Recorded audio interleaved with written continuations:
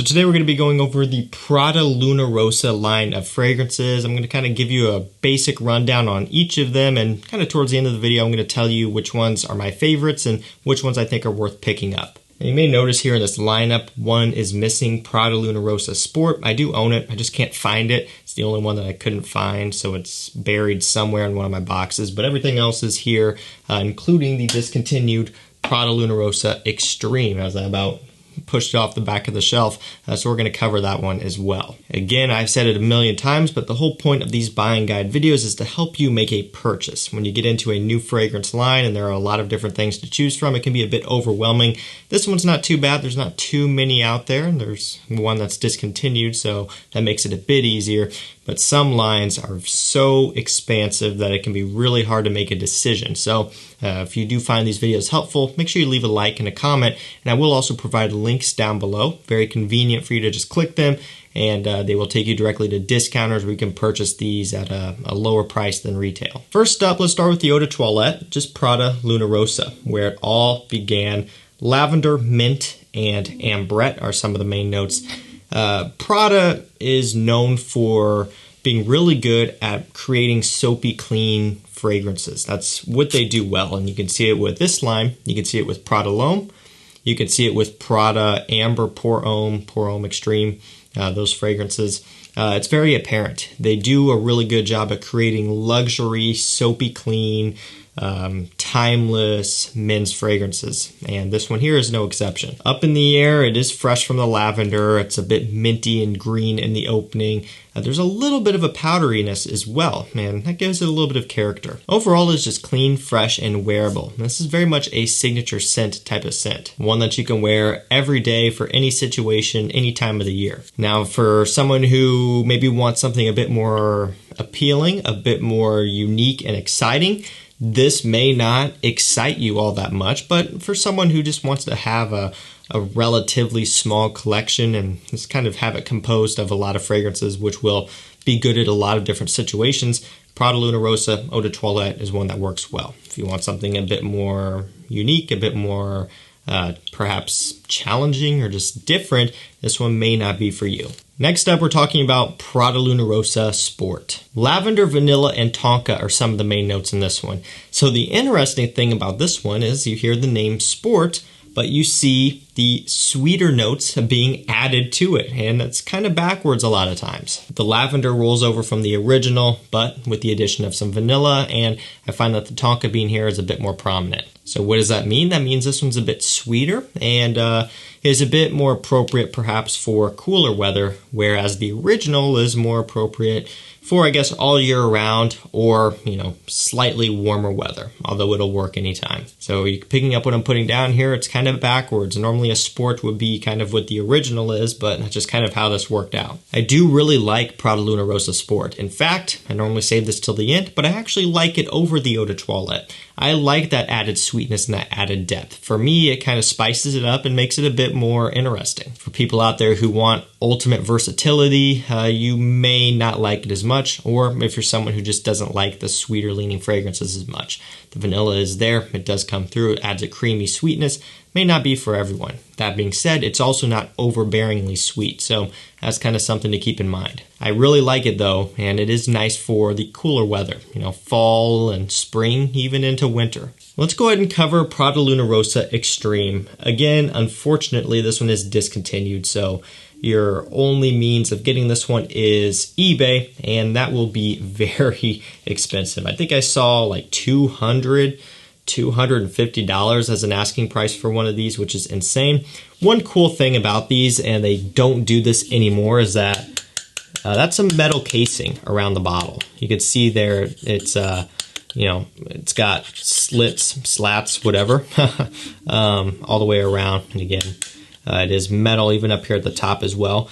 I believe it was either the original or the Sport that did this as well, but they changed it up to where now they all kind of look the same like this. They got rid of that metal grating, which is a bummer. Obviously, cost-cutting tactic, but nonetheless, it is cool to own one of these with this older style bottle. It's a really cool touch, and I wish they would keep that. Black pepper, amber, and vanilla are some of the main notes. I hate to say it, but this is really good. I always kind of cringe and I always feel kind of bad when I say that a discontinued fragrance is really good, because I know I'm going to get 100 comments saying that I shouldn't be hyping up something that you guys can't get. I'm not going to come on camera for one of these buying guide videos and just lie to you and say it sucks just because it's discontinued. Yeah, this stuff is awesome. Why they decided to discontinue this one, who really knows, but it's unfortunate. Probably a sales thing. It wasn't meeting their expectations or quota, which is a bummer. This kind of would appeal more towards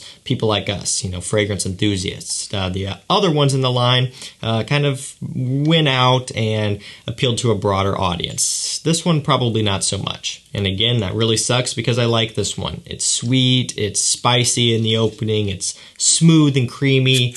It's a really, really nice flanker. It's got this almost like Christmas tree type of smell, like the spicy Christmas tree thing. It reminds me in a way of how something like Tobacco Vanille or Spice Bomb Extreme kind of also gives off the same feeling for me, where it reminds me of a Christmas tree. It reminds me of the holidays, Christmas time. Not saying that this smells necessarily like those, but it gives off to me a similar thing, like a similar feeling, the feeling of the holidays, of Christmas, of a Christmas tree. You get a spiciness from here, a creamy vanilla, kind of like Tobacco Vanille is a similar thing. You get a creamy vanilla, obviously, a spiciness, something from the tobacco, and it's just a holiday smell. That's kind of what I get out of this one. It's a big bummer that they discontinued this one because it, again, does smell very nice. Next up, Prada Luna Rossa Eau Sport. This one has citron, lavender, and ambergris as some of the main notes. This is going to be, easiest way to say, the most basic of the line. This is kind of like their cologne version. So, for example, Dior Homme has all the Dior Homme flankers and then Dior Homme cologne.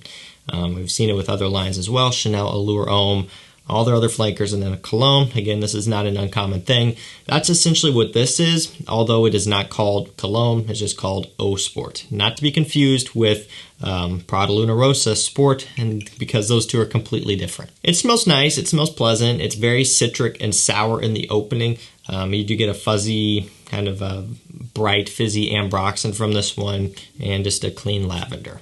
Kind of just is a even more citrus-based version of the original. Smells nice, smells pleasant, not the best performer, probably one of the poorest performing in the line, but it does get the job done for really, really hot days, and it is also, I believe, one of the most affordable from this whole lineup due to the fact that it is just kind of less desirable. And it also comes in a 125 ml 4.2 ounce bottle. As you can see here, all of these ones back there are 100 ml. Also, cool thing about these as well, nice atomizer. It's kind of pretty standard, I think, with this line. Next up, Prada Luna Rossa Carbon. I'm sure the one you've all been waiting for here.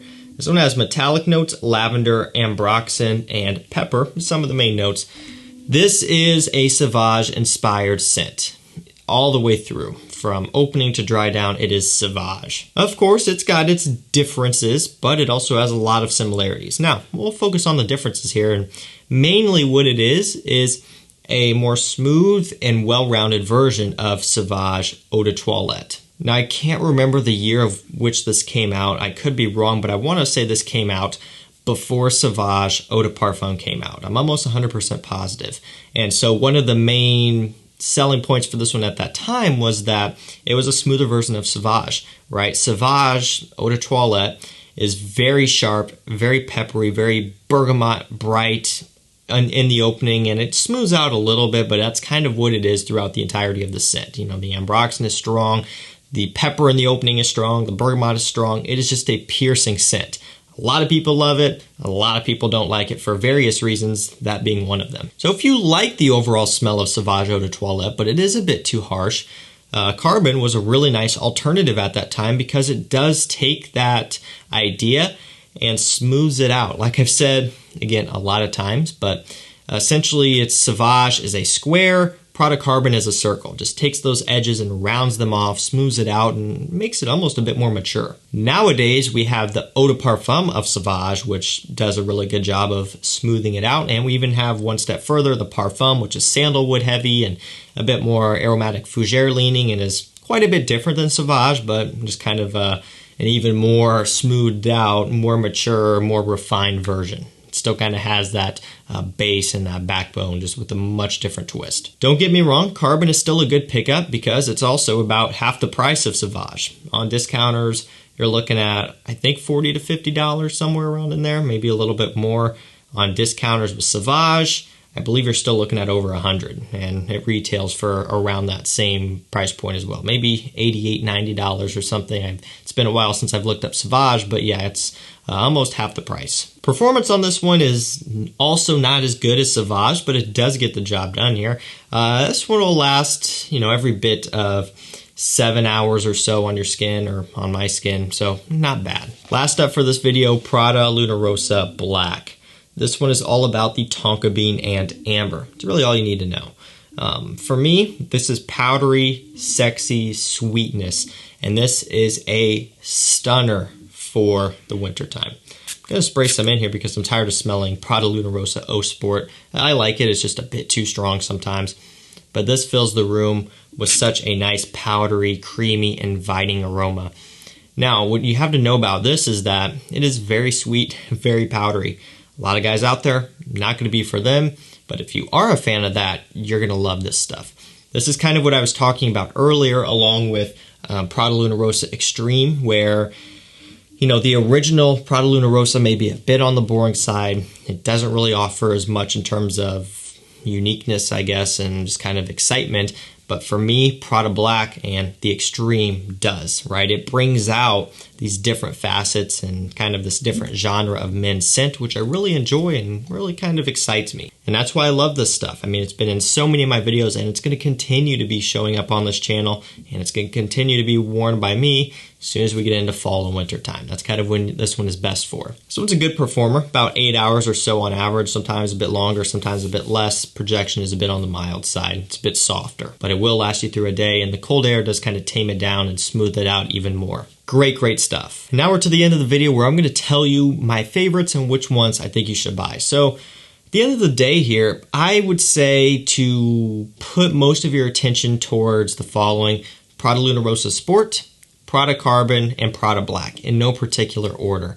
They're all great. It's all going to be personal preference because they all are basically completely different than each other. Even though they're flankers, they're quite a bit different. So that's something you have to keep in mind.